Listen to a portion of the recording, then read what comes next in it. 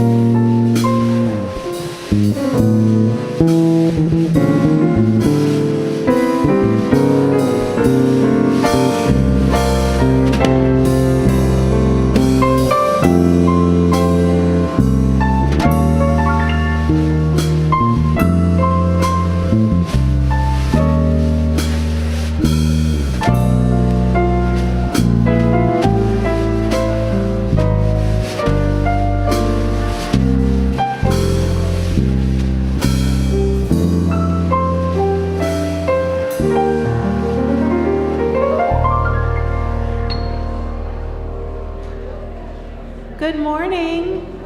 Please rise in body or spirit and join me in our opening hymn, number 255, There's a Star in the East. It's in the gray hymnal, or the lyrics will be on the screen.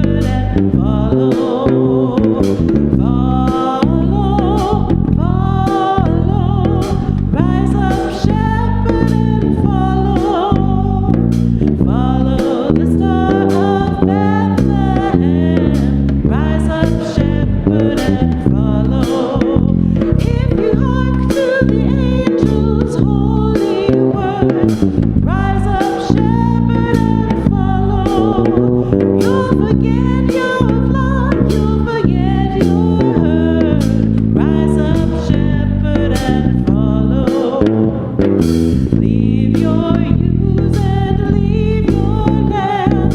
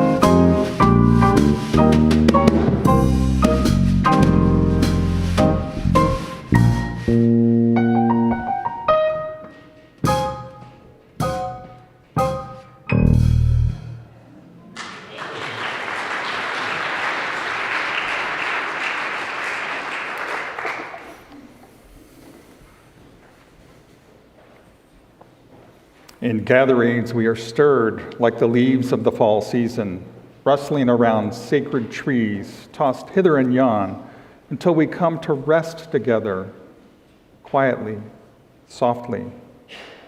We come to gather strength from each other. We come to give strength to each other. We come to ask for strength from the Spirit of all that is and is not. When our hearts sing, or when they frown, it is the way of compassion telling us to give. It is the way of peace telling us to share our gifts, for we are happiest and most powerful when love is apparent in and through us. Spirit of the circle that is love, as we twirl in this dance that is life, we give thanks for reminding us this day of our task of ministering to each other with a searching glance, a safe touch, a generous smile, a thoughtful word. Thank you for reminding us we are always building our beloved community. Thank you for reminding us that through our covenant with you, we covenant with each other and are made whole. In gratitude, we celebrate with open hearts and minds. We discover who we are, separate from each other and within one another. In this circle that holds all life, may we ever work towards widening its boundaries until there are none. Amen. We light our chalice this morning, the symbol of our Unitarian Universalist faith. May we be carriers of its light of radical welcome and warmth into wholeness, into liberation, into the one circle of life.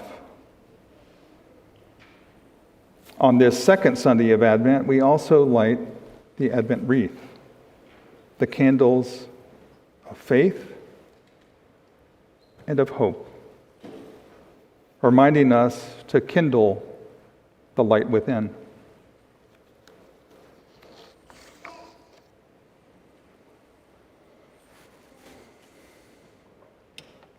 Good morning. It is so good to be back with you in fellowship.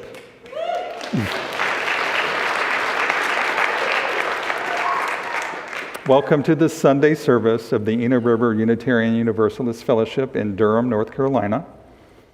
I'm Reverend Daniel Trollinger, Executive Minister here, and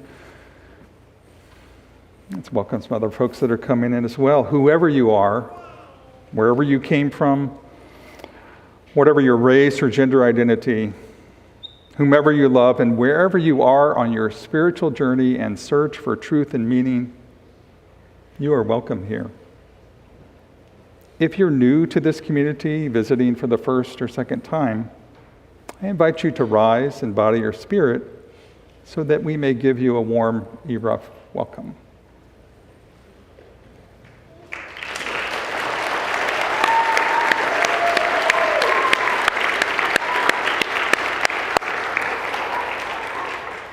If you're watching on the live stream, introduce yourself in the chat box. Thank you for choosing to spend your Sunday morning with us. If you have children or youth with you, they are invited to join our religious exploration classes when they are sung out after the time of all ages. There's a special activity going on this morning. Now would be a good time to turn off or into worship mode any devices you might have on your person. Just a gentle reminder, when we greet our neighbor, later, fellowship hall, it is a season, and we can greet each other this way, or with elbows, or with a wave. Let's just be mindful. So let us now center ourselves and welcome the gifts of this day.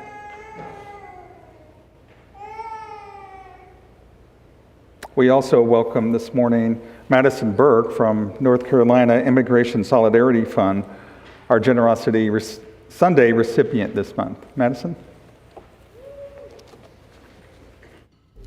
Thank you. Good morning. Thank you so much for having me here. My name is Madison Burke, and I serve as the Migrant Services Coordinator at Church World Service, or CWS. We are deeply grateful to ERUUF for your long-term support of CWS Durham, of the Solidarity Fund, and of the greater refugee and immigrant community. So I oversee the Immigrant Solidarity Fund, or ISF, which is a grassroots cash assistance fund that supports undocumented families who are going through a financial crisis. This can look like someone being at risk of eviction or having their lights cut off, experiencing wage theft or someone not paying them what they were owed, dealing with the aftermath of a natural disaster such as Hurricane Helene in the West, or a loved one being detained or deported by ICE, or Immigrations and Customs Enforcement. The project began in Durham in 2019 when the community came together after a series of high-profile ICE detentions of families who had lived in our community for years. We realized that there were few emergency resources available to our undocumented neighbors and decided to do something about it. Since then, the ISF has developed into a statewide project that has distributed over $1.1 million in direct cash assistance across 5 separate regions. We do not receive any state or federal government funding. We do not receive any big grant money, so this is all from the community to the community. 100% of all gifts stay local, and all overhead costs are covered by CWS. In addition to funding, we connect people to local resources and referrals and provide some limited case management services. We see the Solidarity Fund as a vital part of CWS's mission to support refugees, immigrants, and asylum seekers, regardless of their immigration status. I must be honest in saying I am deeply concerned for our undocumented neighbors these days. I know many in here feel similarly. Many clients I work with are expressing deep fear and uncertainty, thinking about how they will be able to live their lives safely and who will take care of their children if they are deported. I want to share a story of an ISF client who knows these fears all too well, and I've changed the names to protect their privacy. Maria and Juan, as I'll call them, moved to the Triangle area in 2010 after fleeing their home country of Honduras. They and their children are a mixed status family, or a family that holds multiple immigration statuses. Maria and their oldest child are legal permanent residents, and their youngest child is a native-born US citizen. Juan is undocumented. For years, Juan and Maria attempted to adjust Juan's immigration status without success, spending thousands of dollars on attorney fees. Juan worked in construction, and in early 2022, he traveled out of the area for a work project. He was picked up and detained by ICE, and despite fighting against his deportation, he was ultimately deported back to Honduras. Now, as the only breadwinner in the household, Maria quickly got behind on rent and was facing eviction. A microgrant from the Solidarity Fund allowed her to pay her owed rent and kept her from being evicted. Now she works every day and recently even obtained a night shift to make ends meet, but as you can imagine, money is still tight. Since Juan's deportation, Maria and her children stay in touch with him from a distance via WhatsApp. On top of the financial strain, she tells me about how the deportation has affected her and her children's mental health. Her children's school performance dropped, and she was able to pull together enough money to enroll them in therapy. They're doing better now, but with looming threats of mass deportation in the wake of the 2024 election, she said she is very scared. Hers is one of thousands of such stories. They are not easy to hear, and they are not wrapped up nicely with a bow at the end. It is a difficult story, but it is also a story about how community members came together and stepped in to provide support when no one else did. I asked Maria when I spoke with her, what else were you able to access? What other help was there? And she said there was nothing. The more I do the work, the more I'm struck by the importance of community. This is work that no one person, agency, nonprofit, congregation, or advocate can do alone. We need each other. The Solidarity Fund has served the community under 2 different presidential administrations, and we are here to stay. I'm so grateful to be part of a greater community that works to stand in the gap where systems fail people. Thank you for your support of our undocumented neighbors this Sunday and beyond, and happy holidays.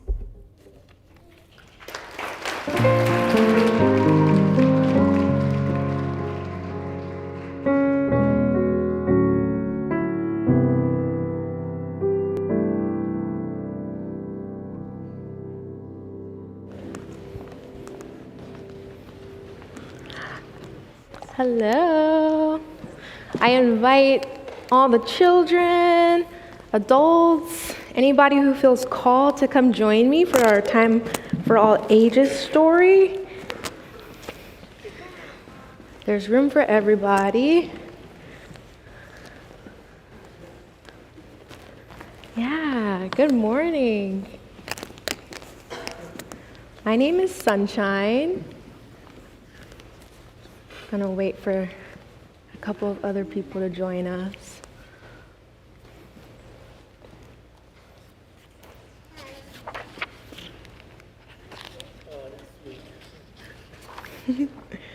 All right, so this morning I'm going to be reading Fresh Juice. It's a fun story. On Saturday morning, Art says, "Daddy, can we go to the park today?" "I'm all stuffed up," Daddy grumbles. "I'm still not over this cold." "We should make some sick fighting juice to help you feel better," Art tells him. I wonder, how many of us have already gotten sick this winter season? Yeah, a few hands. Okay, well, hopefully this book will offer some nice remedies in case that happens again. All right. Daddy opens the refrigerator. We're all out of fresh food for our juice. Guess we need to see our friends at the farmer's market. Maybe they'll have ginger, Art says. My teacher says the stuff in it kills germs. Daddy, do you think we'll see Mama and Dylan at the market? Maybe. They live close by. Art and Daddy get off downtown and walk toward the Saturday farmer's market. It's filled with people from all over the world selling fruits, vegetables, herbs, and other treasures. At the first booth, Daddy asks, "Hey, Abbas, do you have any ginger to fight a cold?"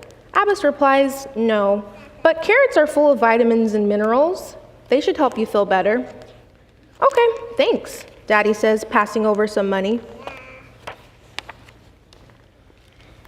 "Hi, Mrs. Johnson. Me and my dad need some ginger." "Do you have any?" Art asks. "No, but I have collard greens from my family's farm," she says. "Do those help fight colds?" Art asks. "Sure, honey. My grandmother used to put greens in her soups, rice, everything. Greens have lots of vitamins." "All right, we'll take a bunch," Daddy says. "Any ginger today, Maribel?" Daddy asks. "I'm afraid not, but I have cayenne pepper from Mexico," Maribel says. "Does that help with sick stuff?" Art asks. "Kind of. It's an antioxidant. It's like a superhero in your body that fights germs," Art says. Oh, that sounds good for our juice," Art says. "Try the co-op for ginger," Maribel adds. "Hi, we're looking for ginger for a juice," Daddy says at the co-op. "I'm sorry, we ran out," a woman replies. Her name tag says Amy. "But try some apples, they're good for juicing. Mr. Abaddon at the West African store usually has ginger. Hurry, he closes early on Saturdays." Art and his dad pay for the apples and head to the West African store. "Sir, do you have any ginger?" Art asks Art. "A man just bought the last piece I had," Mr. Abaddon says. Art throws up his hands. "But we've been looking for ginger forever." "I'm so sorry. Take some oranges. They've got vitamin C. If you're fighting a cold, they will help." Art and his dad walk back to the train station where they get an unwelcome surprise. Uh-oh. Daddy sits down to rest. Art says, "Now how are we going to get home with no train?" "Hey, y'all." Art's stepfather Dylan rolls to a stop. What are you doing sitting here?" Daddy sneezes into a handkerchief. "What's up, Dylan? Good to see you." "The train station is closed, and we've been trying to get some ginger all day to fight Daddy's cold," Art says. "We've been to the farmer's market, the co-op, and the corner store." "Well, you're in luck," Dylan says. I can give can give you two a ride home in my car, and I just bought the last of Mr. Abaddon's ginger. Art's face lights up. Wow, you did? We want to make fresh juice. Okay, we can test out my new juicer setup, says Dylan. At the house, Mama gives Art a hug. There are some familiar faces from the market. Did you find your ginger, honey? Asks Miss Johnson. Art says, yep, and we got some more goodies to make juice. After the grown-ups clean, peel, and trim the ingredients, Art pulls some of the greens, carrots, and oranges into the juicer. His mom adds the ginger and some apples. Dylan says, check this out. When I ride my bike, the generator makes electricity to run the juicer. That's so cool! Everyone cheers as he pedals and the juicer gets going. When it's done, Art sprinkles in a pinch of cayenne pepper and shares the juice with everyone. That cayenne sure adds a kick to it, Abba says. Yeah, the oranges and apples make it sweet though, says Daddy. What do we call this, Art? Mama asks. Cold, globbering juice, he shouts. The next morning, Art asks his dad, how do you feel? Great. We got our juice, but a little support from our community really made the difference.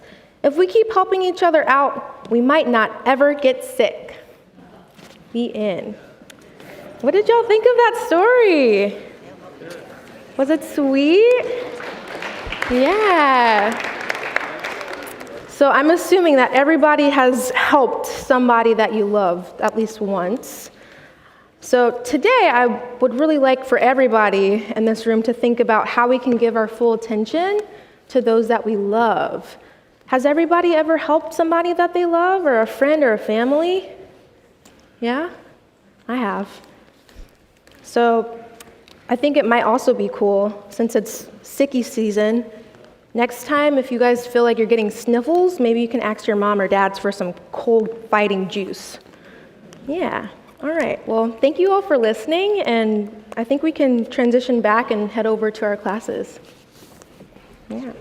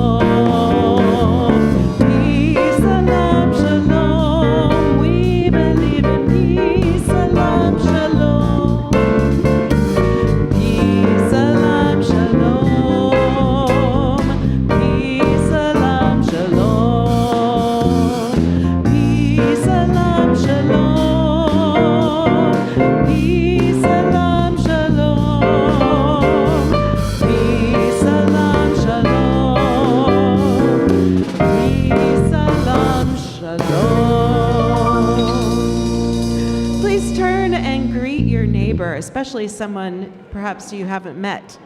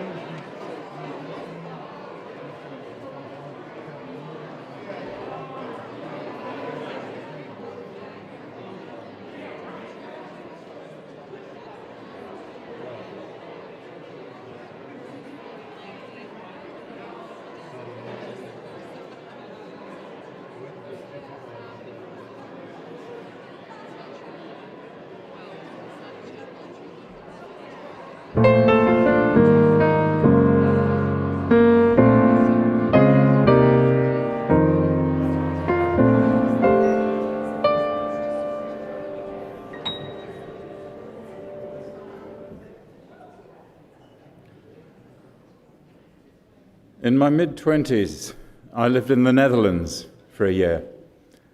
5 months into yet another fraught romance, typical of that period of my life, I spent a sunny summer afternoon with my Dutch girlfriend, Judith, in the biggest park in Amsterdam.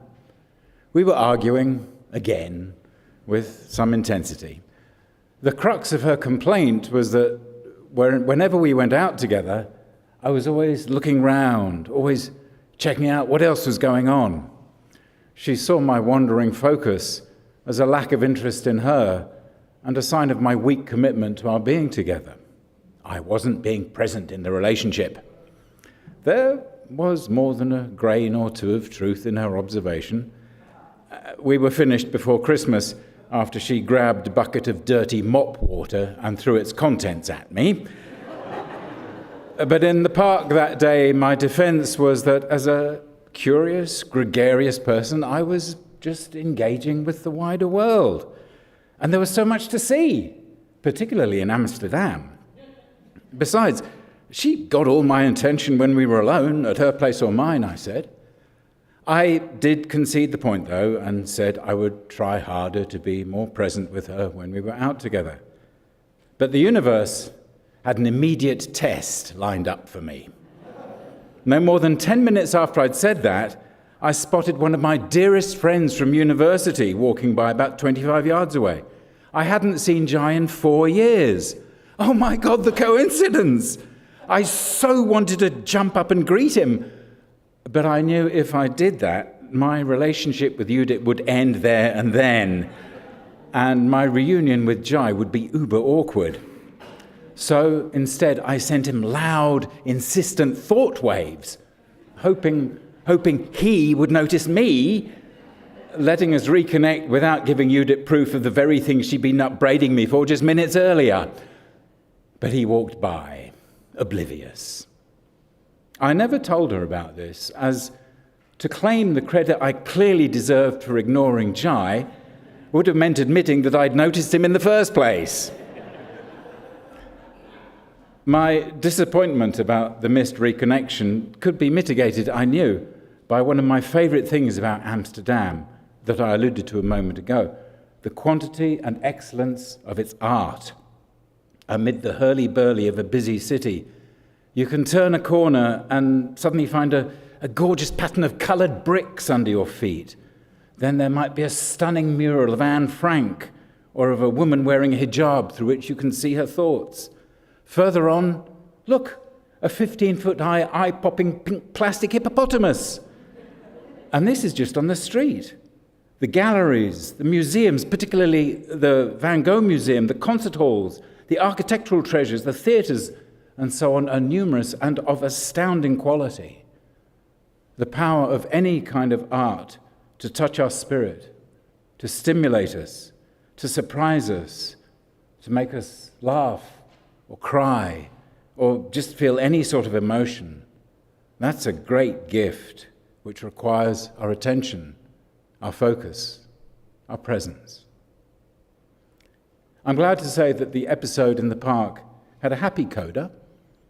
6 or 7 years later, I was on the top floor of a London bus, and quite by chance, there was Jai. We joyfully revived our friendship.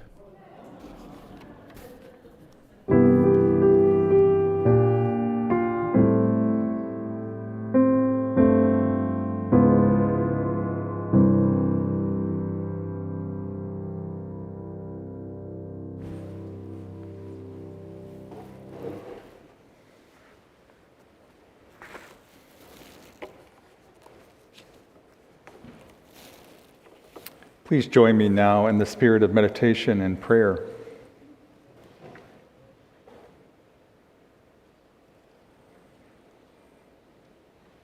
Spirit of life, we enter this time together with a longing to know connection, resisting the urge to rush to the next moment and the next. Let us pause and acknowledge the gifts of this day. We are blessed with the space and opportunity to live out our common values, to bring justice, equity, and compassion into our daily lives, to resist all that threatens the earth and her people, and to embrace our dream of a world community of peace and justice for all. May we open to discover the many ways to embody the light of compassion in our journey together. Each week, we also hold in our hearts joys and concerns, be they global, local, or here within the ERUUF community. This morning, we hold concerns and challenges in the broader community. We hold all those affected by the ongoing conflicts in Sudan, Gaza, Ukraine, and the world. We also hold those in North Carolina who continue to be impacted by the effects of Hurricane Helene earlier this year. We hold in our hearts and acknowledge the suffering and grief that informs our mission to side with love again and again. We hold in our hearts the heart and soul of the world. May we find ways to remember the power of love to heal and transform. And also let us take a moment to hold those joys and possibilities that lay before us in life. May we continue to share warmth throughout these moments on the journey. In a spirit of unity and compassion together, we breathe and listen and appreciate the gift of community together in silence.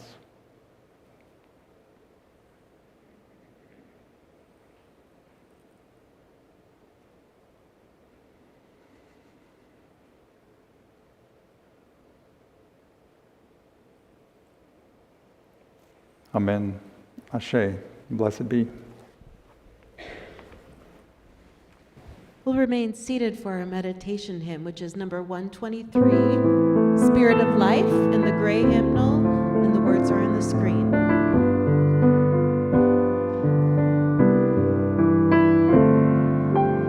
Spirit of life, come unto me, sting in my heart all the stirrings of compassion, blow in the wind, rise in the sea, move in the hand, giving life the shape of justice. Roots hold me close, wings set me free. Spirit of life, come to me, come to me.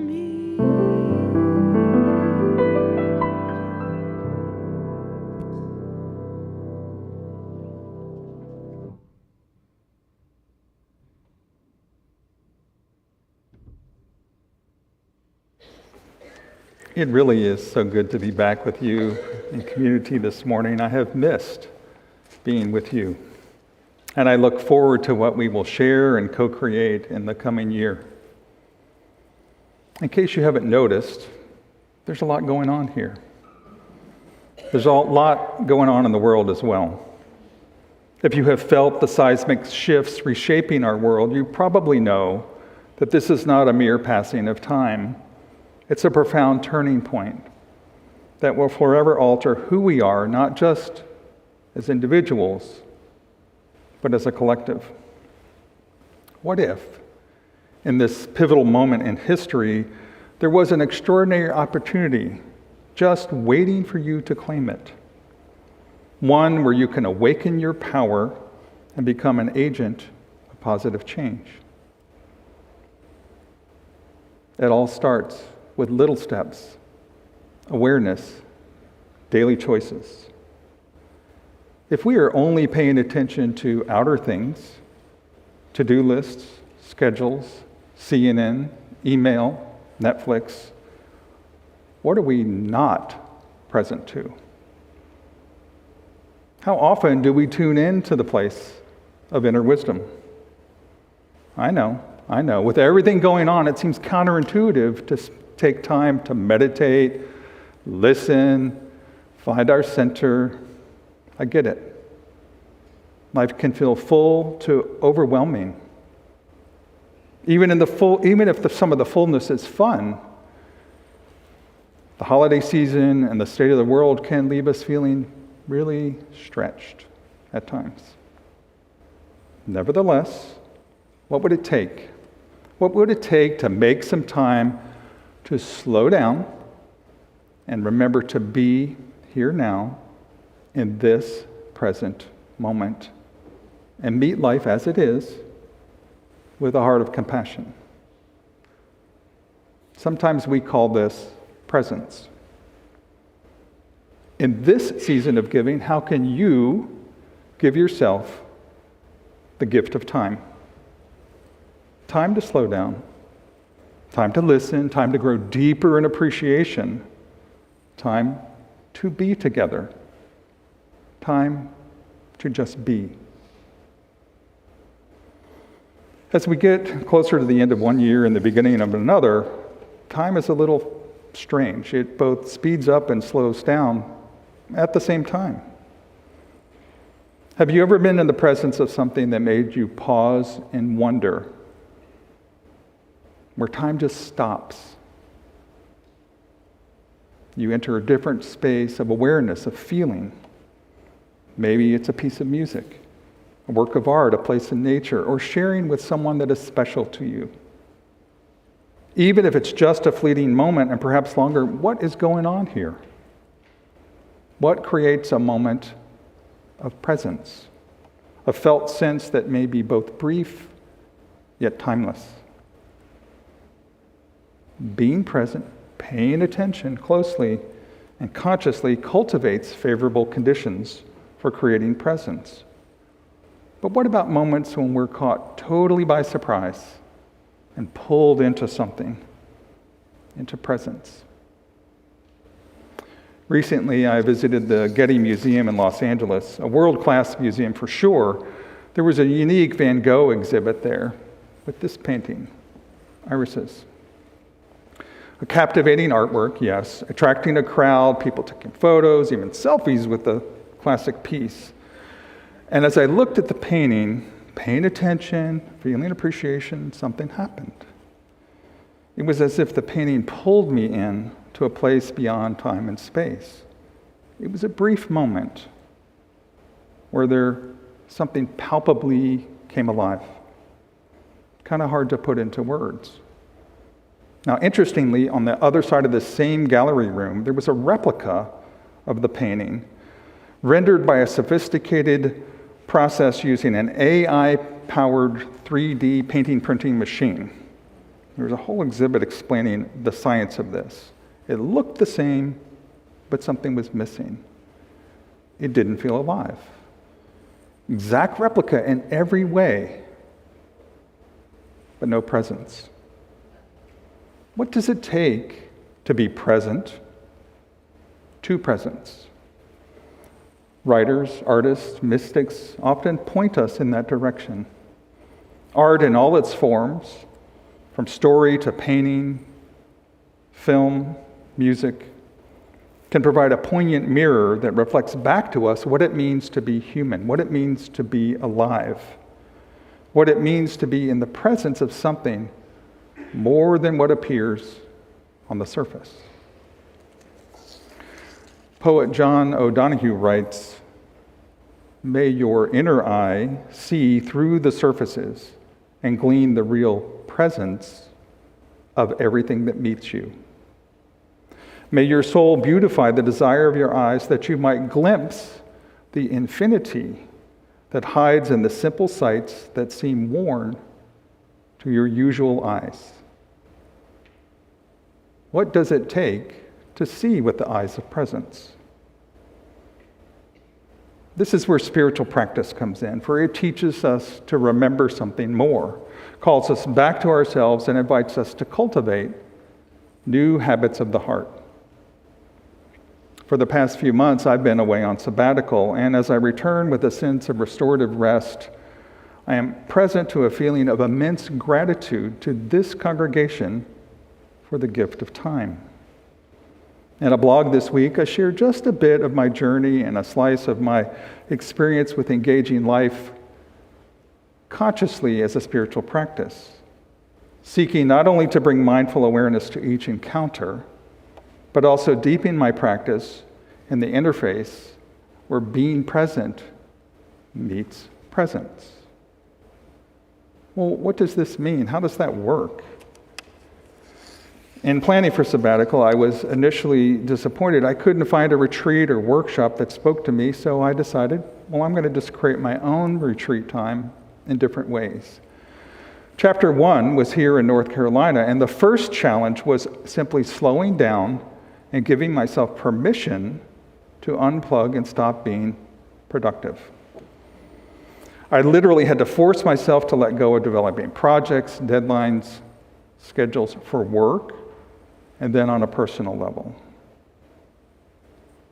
This led to a deep dive of exploring meditation with a concentrated focus on listening at deeper levels to the rhythms of life both within me and all around me. Now, from the outside looking in, it may seem like having extended time to be on retreat, focus on spiritual practice, would be much easier than trying to fold practice into an already full schedule with demands pulling in every direction. Well, here's the thing. When you unplug from routine, from screens, projects, and full schedules, the only thing left is you with you. There's nowhere to hide, nowhere to go but here and now. Spiritual practice that invites mindful awareness can feel uncomfortable on one level when the eyes of awareness are no longer distracted and we get to see it all. The good, the bad, and I don't really want to look at that stuff. On the other hand, creating a regular spiritual practice, whether this is a brief time each day or extended time, does create new ways to see, to feel, and to know. It opens the door to possibilities for transformation.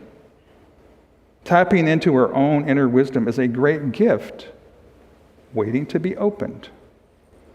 But the opening process requires some learning and unlearning, some doing and undoing.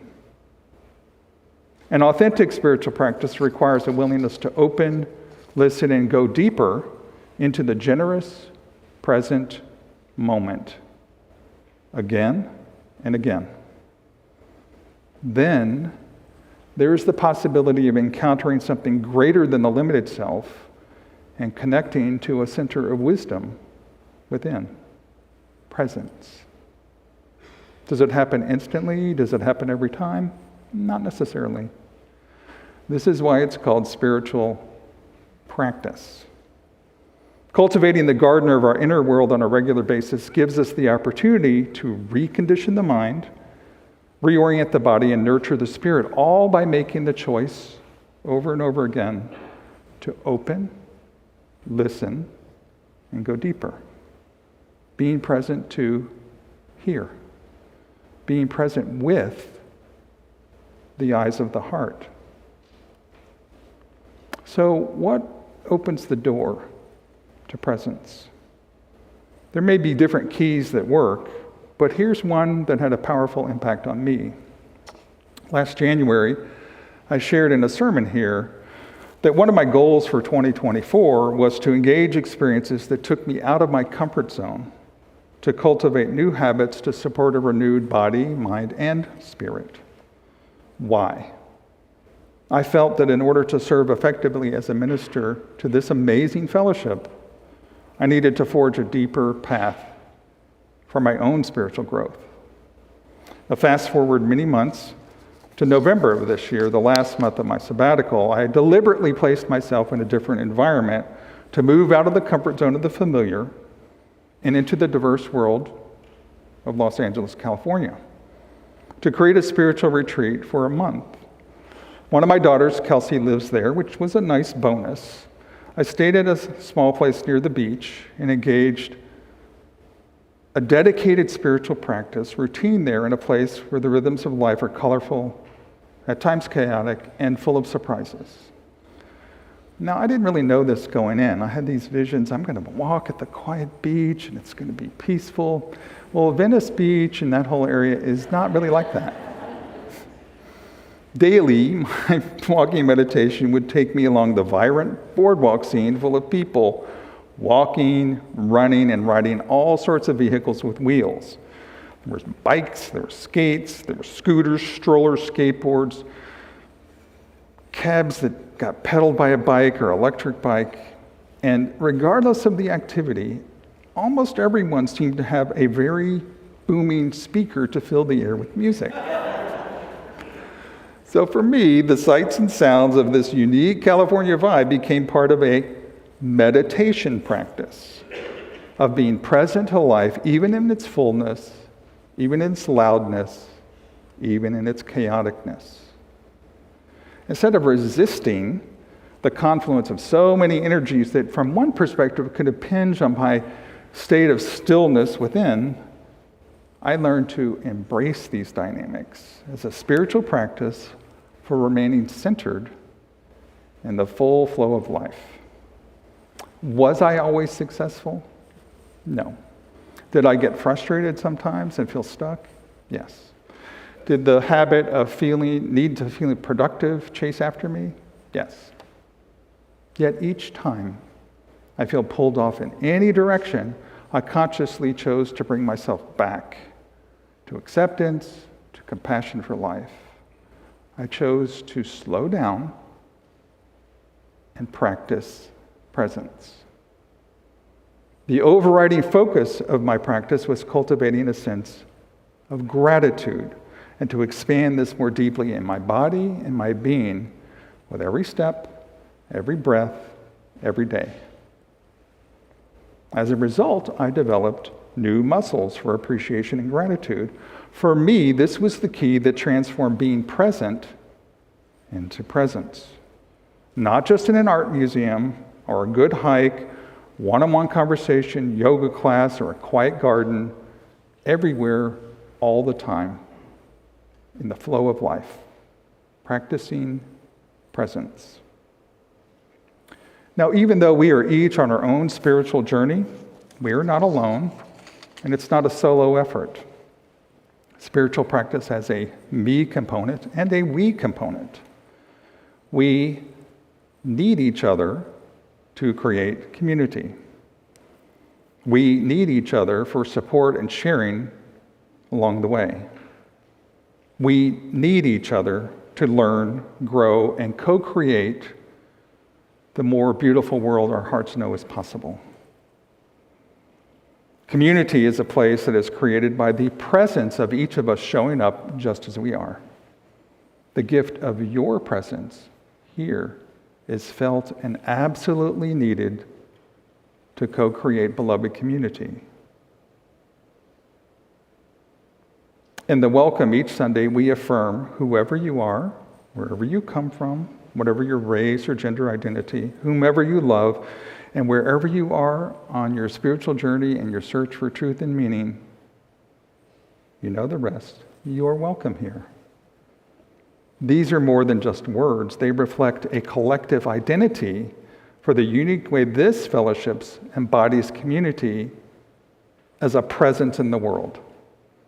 In this sacred belonging, there is both a presence within who we are together and a presence without who we are as the collective light we are called to share in the wider world.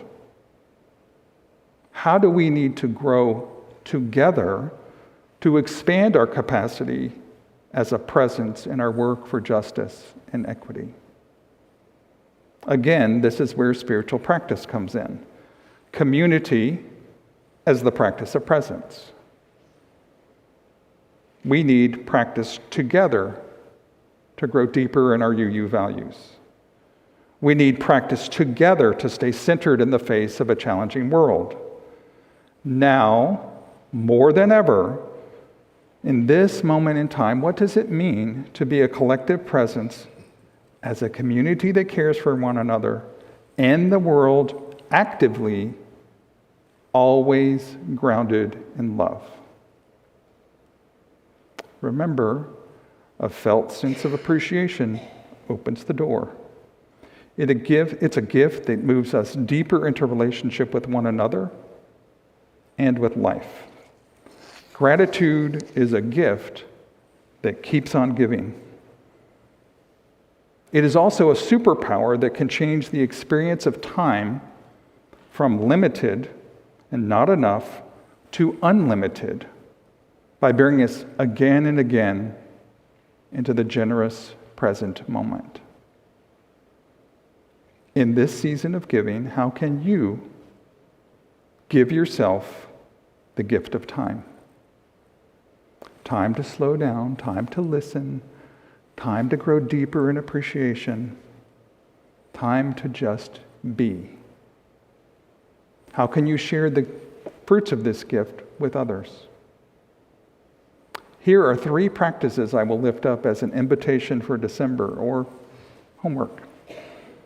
Practicing presence, part 1, listening.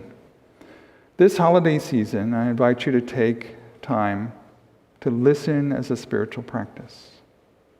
What would it be like to place yourself in the presence of music and listen with new ears connected to the whole body, to the heart, as presence? And what would it be like to listen deeply to another person in this community? The gift of time as the embodied presence of listening, even for a few moments. Remember, appreciation opens the door. 2, practicing presence. Write a card. Not an email, not I just sent out my holiday cards. This one's different. This is a practice of presence card. Pause right now. Slow down. And think about someone you haven't talked to in a while or heard from. Maybe in your life, maybe here. What would it be like to get a special card and write a simple note, thinking of you, miss you, appreciate you? Just an unconditional card from the heart. Just a moment to be present with someone at a distance. One card, one person, one stamp. Remember, appreciation opens the door. 3, community as the practice of presence. Reflect on who you are and how you are here. Whether you are new or have been coming for years, what gift would you like to give to help create community in this fellowship? The gift of your presence in person and online is a great start. Of all that is going on here, is there something else you would like to be present to, participate in, or learn more about? Listen again to just a portion of the reading from our opening words by Marta Valentin. We come to gather strength from each other. We come to give strength to each other. When our hearts sing or when they frown, it is the way of compassion telling us to give. It is the way of peace telling us to share our gifts, for we are happiest and most powerful when love is made apparent in us and through us. In gratitude, we celebrate with open minds and hearts. We discover who we are separate from one another and within one another. In this circle that holds all life, may we ever work towards widening its boundaries until there are none. May it be so.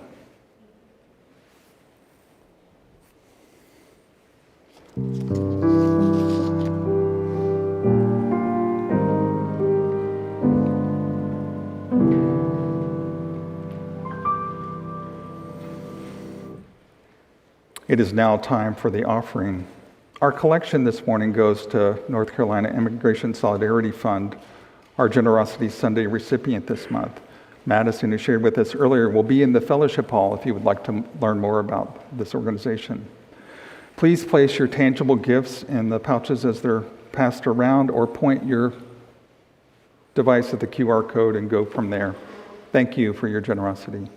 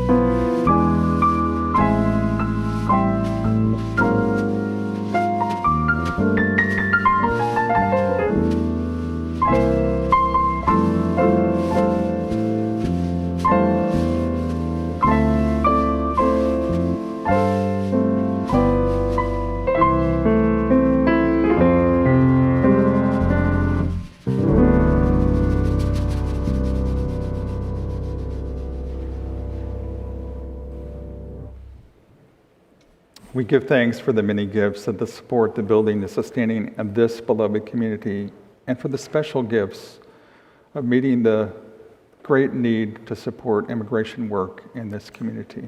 Thank you. Please rise in body or spirit. Join me for Love Will Guide Us in number 131. The words are on the screen.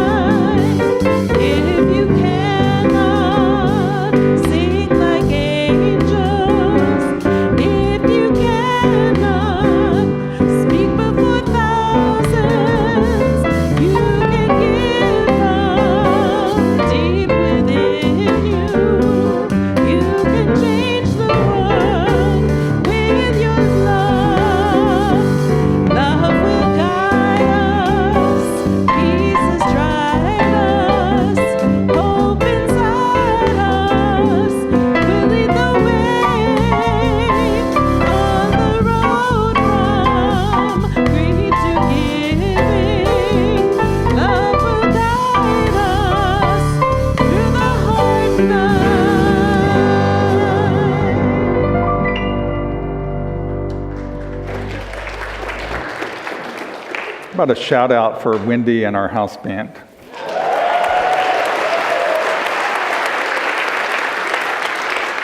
gift of music. Our closing words come from Reverend Michael Beckwith. An enlightened society can only be created by awakened beings. It is my fervent prayer that you will be inspired to reveal your innate capacity to become a beneficial presence on the planet and actively contribute peace, compassion, loving kindness, and selfless service to humanity and the world. May it be so. Go in peace, go in love.